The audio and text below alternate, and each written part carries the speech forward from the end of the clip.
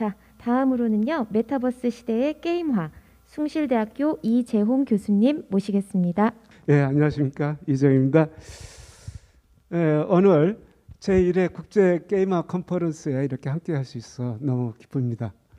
저는 학자적인 입장에서 잠깐 이 메타버스 시대에 필요한 게이미피케이션과 스토리텔링에 대해서 말씀드리고자 합니다. 예, 우리 지금 4차 산업 시대죠.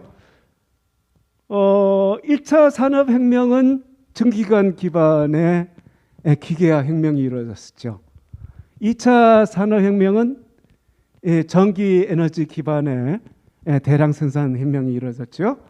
3차 산업혁명은 얼마 안 됐죠. 실은 컴퓨터, 인터넷 기반의 디지털 혁명이 이루어졌고요. 지금 우리가 사는 이 시대에 4차 산업혁명은 역시 사물 인터넷이라든지 인공지능, 실감 기반의 어떤 융합혁명이 지금 이루어지고 있습니다.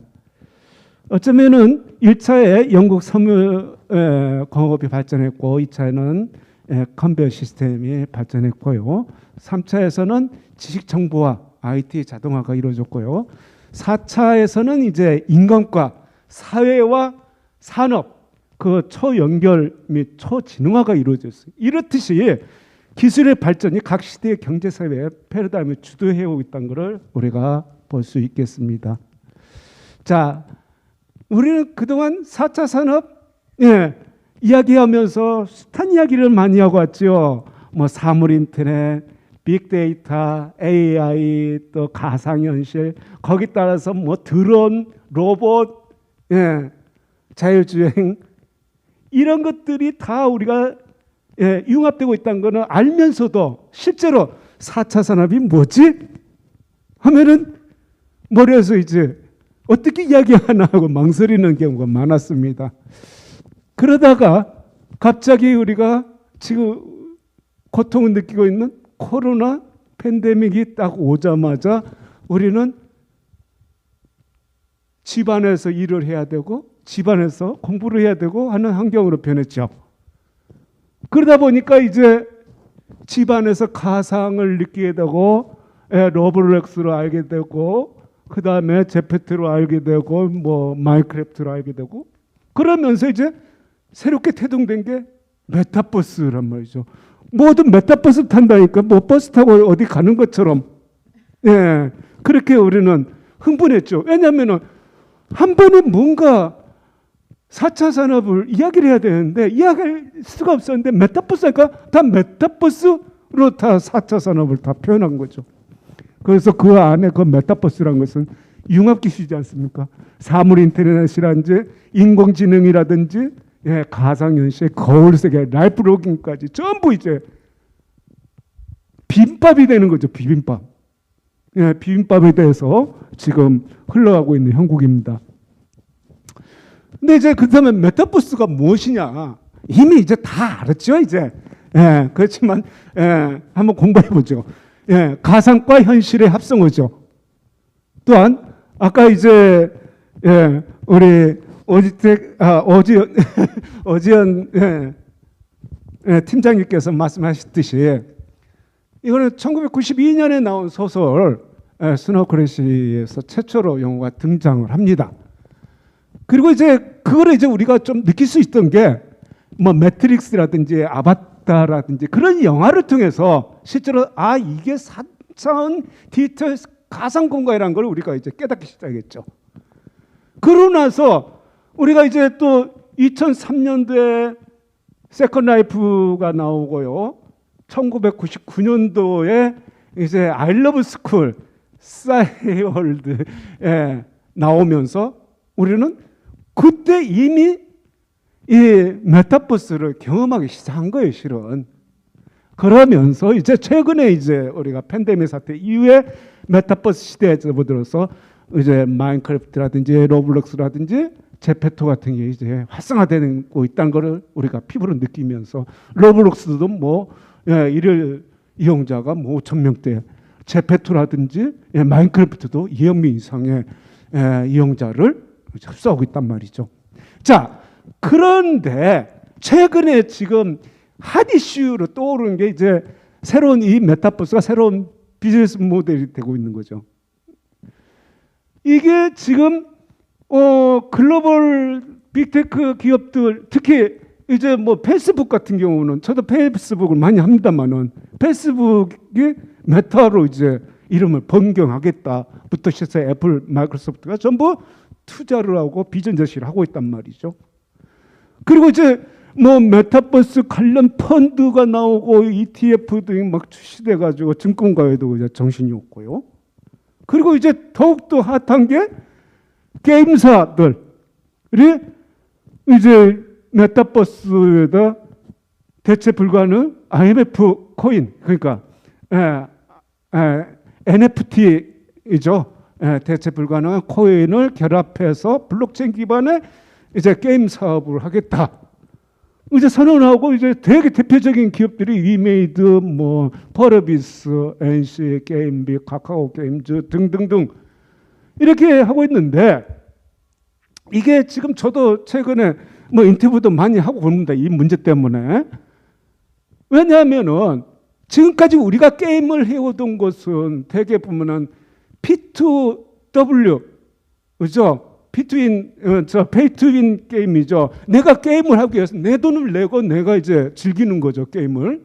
근데 최근에 이러한 메타버스 시대는 페이투윈 게임이라 해서 게임을 하면 돈을 버는 이제 형국이 된 거죠. 이제 그러니까 이제 이용자들도 상당히 이제 혼선이 오고 있고, 자, 그런데 내가 왜 여기다 퀘스천 마크를 달았냐면은, 자, 해외에서는 그 인정하는 나라도 있지만 우리나라 같은 경우는 사행성에 의해서 게임법에서 이걸 허락하지 않고 있거든요, 지금.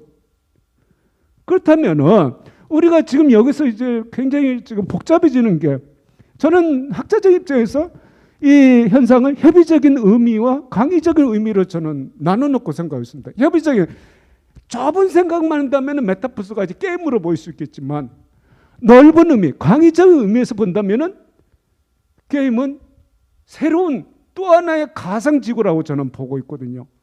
그래서 바로 이런 이제 관점에서 어떻게 이제 우리가 벗어날 것인가 하는 문제인데요.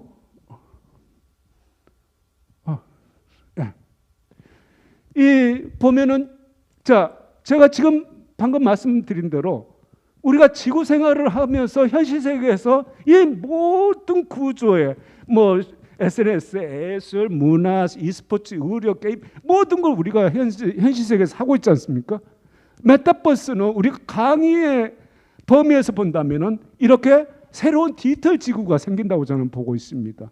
그래서 이렇게 이제 똑같은 우리의 현실 세계가 가상으로 들어간단 말이죠. 가상으로 들어갔을 때 우리가 그 전에 이제 1999년 바로 밀레니엄 직전에 체험하던 싸이월드라든지 이런 메타버스가 실은 왜 그러면 그때 발전을 못 오고 지금 새로 와서 제페토 같은 게 다시 태어났느냐?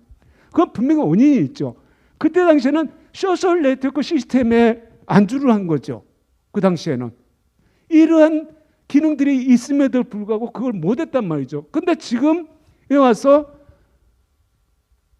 지금 메타버스 시대에는 이런 기능을 다 할 수 있다는 걸 앞서 이제 세 분 강연자들 또 말씀해 주셨단 말이죠. 그렇다면은 이거를 이제 그러면은 안착을 시켜 나가야 되거든요. 여기서 이제 우리는 뭔가 뭐랄까요, 효과를 충분히 거둘 수 있는 시대가 이제 돼야 되는데, 그러기 위해서는 무엇이 필요하냐면 저는 이러한 게 가장 중요해요. 이런 과제가 떠올랐다고 생각할 수 있죠. 게임화는 어떻게 할 것인가, 가상화를 어떻게 할 것인가, 최적화는 어떻게 할 것인가, 그 다음에 이거를 계속 지속해 나갈 수 있는 지속성, 그 다음에 이 안에 모든 구조의 밸런싱의 문제, 경제성을 어떻게 할 것인가, 그 다음에 준법성, 건전성, 흥미성까지 이런 거를 다 해주려고 했을 때 과연 어떤 장치를 해야 될까 했을 때 저는 게이미피케이션이 가장 적합하지 않나 하는 생각을 하게 됐습니다. 그래서 역시 이제 다시 이제 게이미피케이션으로 들어간다면 게이미피케이션도 역시 하나의 현대 합성어입니다. 그래서 빅게임 환경에서 게임 메커닉을 적용한 온라인 마케팅 기법이기도 하고 사용자 관심 유발 방법이기도 하고 목표 달성을 위한 놀이 본능에 자극하는 행위거든요. 이런 것들이 게임 메커니즘은 우리가 게임에서 도전하고 경쟁하고 성취하고 보상하는 그러한 어떤 메커니즘이죠.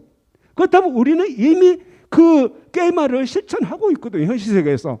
예, 뭐 교육과 오락이 합쳐져서 에듀테인먼트, 예, 노동과 오락이 합쳐져서 네이버테인먼트, 이렇게 지금 우리는 게임화를 해오면서도 앞으로 이제 가상세계에서 해야 될 일은 경제, 재미, 보상을 느낄 수 있는 마케팅을 하고 학습을 하고 치료하고 훈련하고 홍보하고 이런 기능을 충분히 우리가 살려나갈 수 있단 말이죠. 그러기 위해서 이런 거를 극대화하기 위해서는 참여자의 참여도 고취가 필요하고요. 그 다음에 참가 동기 부여가 돼야 되고 감정, 행동, 욕망 자극이 돼야 되고 경쟁심이 유발되고 미션 완수 의지와 협업이 필요하고 커뮤니케이션 유도가 필요하다고 저는 생각했거든요. 이게 바로 제가 전공을 하고 있는 스토리텔링의 기법이더라 이거죠. 그래서 저는 결국에 메타버스가 발전하기 위해서는 게이미피케이션이 필요하고 게이미피케이션은 스토리텔링 기법이 필요하더라 이거죠.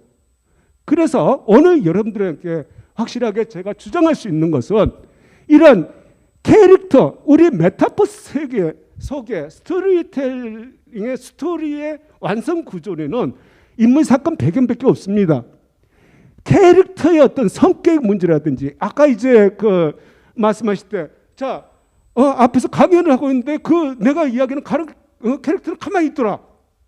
이거 분명히 문제면 이게 해결해야 될 문제거든요. 스토리텔링으로. 그래서 성격을 어떻게 할까? 내면의 외면, 심리, 또 피부 색상, 복장, 언어 사용부터 시작해서 몸 전체 움직임까지 스토리텔링이 돼야 된다는 거죠. 또한 배경, 시간적인 문제와 공간적인 문제가 해결돼야 되고, 물론 이제 뭐 마인크래프트라든지 아까 이야기했을 때 보면은 자유롭죠. 예, 세계관이. 배경이 세계관의 문제니까요.